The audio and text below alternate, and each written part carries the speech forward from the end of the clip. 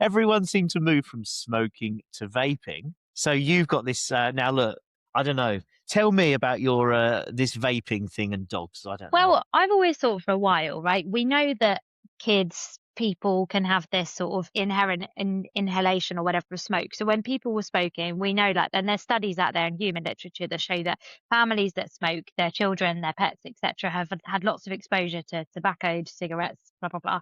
So I was like, well, surely there must be some sort of something going on with vaping, right? Because there's still the smoke. There's still, I know it's not the same thing as smoking, but I've always thought if you're vaping, and people tend to vape a lot in the house, don't they? Because they don't get that horrible like tobacco staining on the walls and stuff. So a lot of people do it at home. And I was thinking, I wonder how this harms our pets. And actually, there was a study, it was released in, I think it was in JSAP in January this year.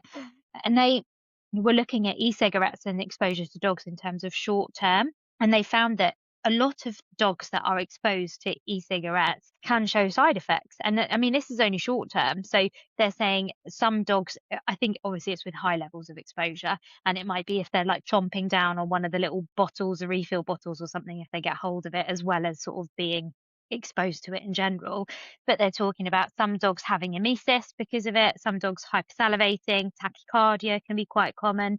But they do still say that 50% of dogs that are exposed to it are asymptomatic. So they did have a little look at nicotine toxicosis as the big effect. So I think they're obviously talking about dogs getting hold of the bottles rather than the inhalation and the vapor most of the time. But I think basically the study has said there are definitely side effects that we can see short term. So it's kind of a little bit scary to be thinking it's not been going on for that long. So we still don't really know what the long term effects are for our pets. So it would just be really interesting to say, watch this space. And I think there's going to be more and more studies that come out to say, are these dogs, are these cats that are exposed to sort of chronic vapors at home, are they going to be showing some side effects long term?